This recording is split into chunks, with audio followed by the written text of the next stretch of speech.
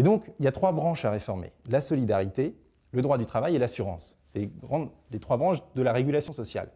Et on dit sur la solidarité, on était dans un modèle spécifique, on disait finalement, il arrive que, un peu par malchance, les gens sortent du travail et soient chômeurs ou n'aient pas de travail, etc. Donc on va les aider en fonction de leur identité, de ce qu'ils sont, de ce qu'ils veulent, de leur projet.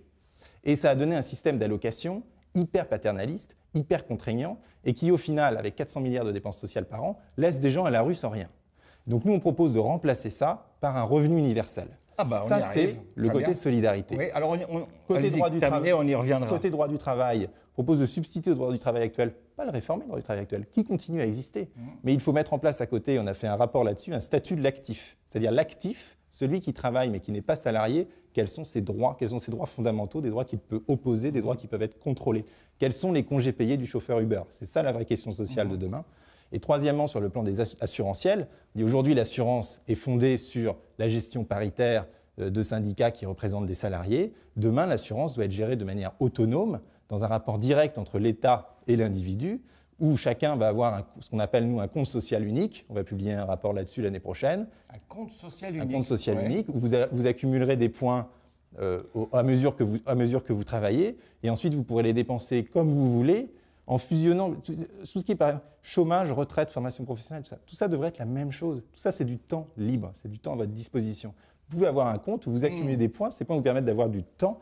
Vous pouvez les prendre, d'avoir des périodes de non-travail. Exactement. C'est ça, et que ça c'est prévu. Et on ne va plus appeler ça chômage. On ne va plus appeler ça chômage, ni retraite, ni quoi. On va appeler ça des périodes sabbatiques, si vous voulez, où chacun a 35 ans, vous avez un enfant, vous avez, je sais pas, une circonstance personnelle, vous pouvez prendre 3 ans, tirer vos points, ensuite recommencer à les accumuler, etc. C'est géré publiquement ou de manière privée, alors, à mon sens, ça doit être, la base de ce système à points doit être géré publiquement, parce qu'il y a un élément de collectif là-dedans qui est la détermination du niveau du point. Donc c'est par répartition encore, ou c'est pas par capitalisation sur votre... Alors moi je ne crois pas à la différence entre répartition et capitalisation, parce que même quand vous avez de la répartition, l'État investit l'argent de la répartition. Je trouve que cette distinction, elle est toujours un peu forte. Elle est plus égalitaire, en tout cas c'est le système français. Elle n'est pas égalitaire, parce qu'aujourd'hui c'est pas égalitaire que les personnes de plus de 65 ans soient pour la première fois dans l'histoire de France plus riches que les actifs.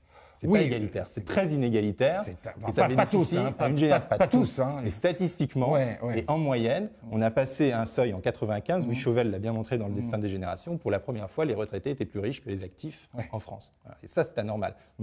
Qu'on ne me dise pas que ce système est égalitaire. Ce système est profondément inégalitaire et bénéficie à une certaine génération qui a levé la dette pour assurer ses dépenses de fonctionnement et qui demande à ses enfants de la payer.